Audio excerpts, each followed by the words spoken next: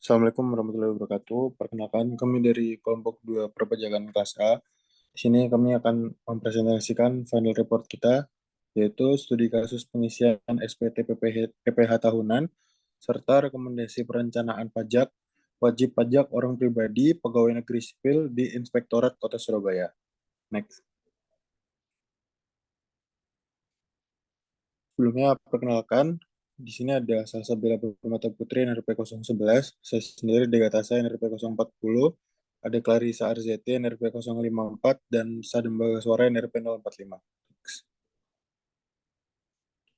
Untuk bab satunya terdiri dari profil wajib pajak, yaitu pada sisi ini penulis apabila data-data pribadi terkait nama dan alamatnya disebutkan, sehingga hanya menampilkan beberapa angka depan NPWP dan NIK serta tempat beliau bekerja. Untuk NPWP depannya ada di 38.320.429 XX. Untuk jenis kelaminnya perempuan, pekerjaannya sebagai pegawai swasta di PT Telekomunikasi Seluler Indonesia. Jenis wajib pajaknya orang pribadi, dan keterangan wajib pajaknya tanggungan 5 anak, bisa SPT. Next.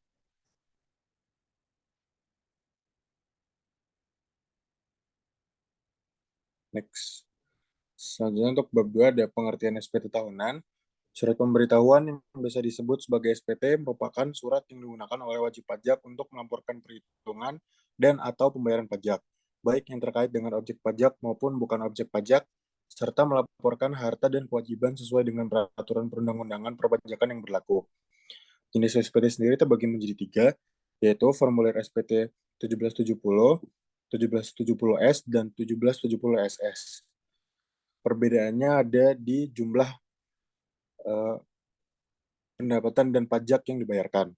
Untuk denda dari keterlambatan pembayaran SPT sendiri ada konsekuensi bagi keterlambatan, yaitu 100.000 untuk wajib pajak perorangan per SPT masa pajak, denda telat lapor SPT senilai 1 juta untuk wajib pajak badan per SPT masa pajak, dan denda telat lapor SPT senilai 500.000 untuk jenis pajak pertambahan nilai atau PPN. Next. Ketentuan pengisian SPT. Ada 4. Yang pertama, wajib pajak harus melakukan pengisian SPT dengan benar, lengkap, dan jelas dalam perhitungan, termasuk benar dalam penerapan ketentuan peraturan perundang-undangan perpajakan dalam penulisan, dan sesuai dengan keadilan yang sebenarnya. Yang kedua, wajib pajak harus melakukan pengisian SPT dalam bahasa Indonesia dengan menggunakan huruf Latin dan satuan mata uang rupiah atau mata uang asing apabila mendapatkan izin dari Kementerian Keuangan. Yang ketiga, wajib pajak diwajibkan menandatangani SPT dan harus melakukan penyampaian SPT ke kantor pelayanan pajak atau KPP, di mana wajib pajak terdaftar atau dikukuhkan. Yang terakhir, cara mengisi SPT tahun PPh Badan 1771 dapat melalui software SPT elektronik atau e-SPT yang harus diunduh dahulu atau melalui menu e-forum pada DJP online.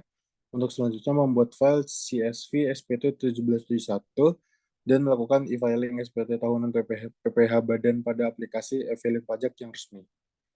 Next.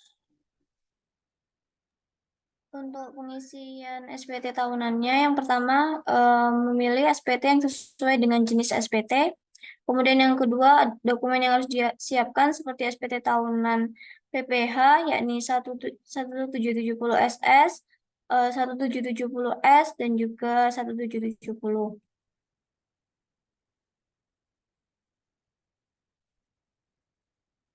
Kemudian yang ketiga, mendaftarkan diri di DJP online. Langkah yang pertama yang harus dilakukan sebelum melaporkan SPT, yaitu wajib pajak terlebih dahulu harus terdaftar di layanan elektronik pelayanan pajak Ditjen Pajak. Kemudian yang keempat, harus mempunyai akun e-fin untuk e-filing. Untuk cara pengisiannya, yang pertama kunjungi website dari DJP Online, kemudian pilih e-filing atau e-form, kemudian membuat SPT, kemudian menjawab pertanyaan di formulir, dan klik formulir yang akan digunakan. Kemudian isi data formulir SPT, isi lampiran kedua, isi lampiran pertama atau bagian kolom harta, kemudian masuk ke kolom induk. Kemudian melakukan pengisian setiap kolom sesuai dengan kondisi, terus informasi SPT nihil, dan yang terakhir untuk pengiriman token untuk kode verifikasi. Kemudian berikut adalah contoh pengisian formulir SPT tahunan wajib pajak pribadi 1770S. Kemudian untuk bukti potong pajaknya, bukti potong pajak adalah formulir atau dokumen yang dibuat dan digunakan oleh pemotong atau pemungut pajak sebagai bukti pemotongan pajak yang telah dilakukan. Bagi pajak yang dipungut pajak akan mendapatkan bukti pemungutan pajak, sedangkan pihak yang memungut pajak wajib membuat bukti potong pajak. Selanjutnya terkait bab 3 yaitu analisis wajib pajak. Yang pertama adalah manajemen pajak yang merupakan suatu strategi yang dilakukan perusahaan dalam mengendalikan aspek-aspek perpajakan sebagai upaya untuk efisiensi pajak penghasilan dengan cara memenuhi kewajiban perpajakan dengan benar sesuai undang-undang. Adapun 4 fungsi dari manajemen pajak, yang pertama fungsi perencanaan pajak, yang kedua fungsi pengorganisasian perpajakan, yang ketiga fungsi pelaksanaan perpajakan, yang keempat fungsi pengawasan perpajakan. Tujuan utama dilakukannya manajemen pajak adalah untuk memaksimalkan penghasilan atau laba efisiensi pembayaran pajak dan melakukan pembayaran pajak dengan tepat waktu. Selanjutnya adalah perencanaan pajak, yaitu pengertiannya merupakan langkah pengumpulan dan penelitian terhadap peraturan perpajakan yang bertujuan untuk menyeleksi jenis tindakan apa yang akan dilakukan untuk mendapatkan penghematan pajak. Terdapat 4 metode, yaitu metode net, sehingga pada metode net ini semua pajak dibebankan kepada perusahaan yang bersangkutan. Lalu metode gross up, sepenuhnya ditanggung oleh karyawan sendiri. Metode gross up diberikan dalam bentuk tunjangan, dan metode mix up, yaitu kombinasi dari metode pemotongan PPh pasal 21 karyawan. Next.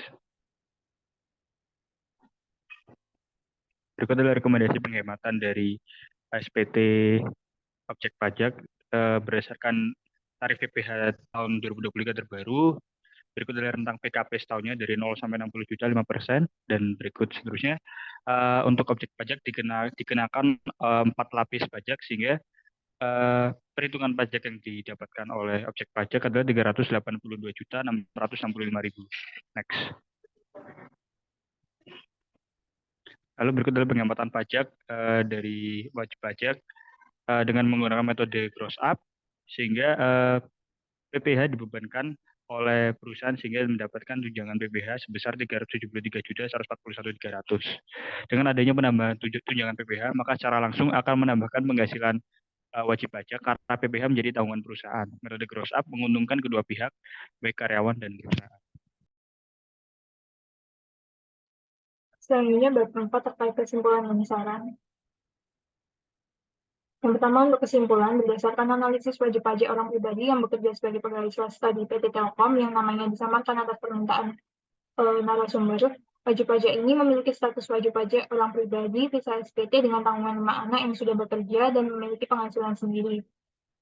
Wajib pajak ini termasuk dalam SPT tahunan perorangan atau pribadi menggunakan formulir SPT tahunan 1770S yang merupakan formulir wajib pajak orang pribadi dengan penghasilan lebih dari 60 juta per tahun.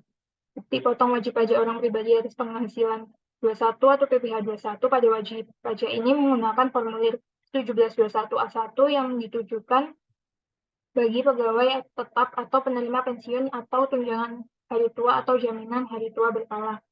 Adapun rekomendasi penghematan pada wajib pajak ini adalah menggunakan metode gross up, di mana perusahaan memberikan tunjangan pajak yang jumlahnya sama besar dengan jumlah pajak yang dipotong dari karyawan. Penghasilan neto wajib pajak ini adalah sebesar 1 triliun dengan PTKP sebesar 54 juta. Dengan demikian, PKP beliau adalah sebesar 1 triliun dengan PPh pasal 21 setahun sebesar 373 juta dan PPh pasal 21 per bulannya sebesar 31 juta. Metode gross up ini menguntungkan karyawan dan perusahaan secara bersamaan karena karyawan menerima penghasilan utuh sebab tidak perlu membayar PPh 21, sedangkan perusahaan juga dapat memasukkan tunjangan pajak sebagai biaya perusahaan sehingga bisa mengurangi beban PPh badan.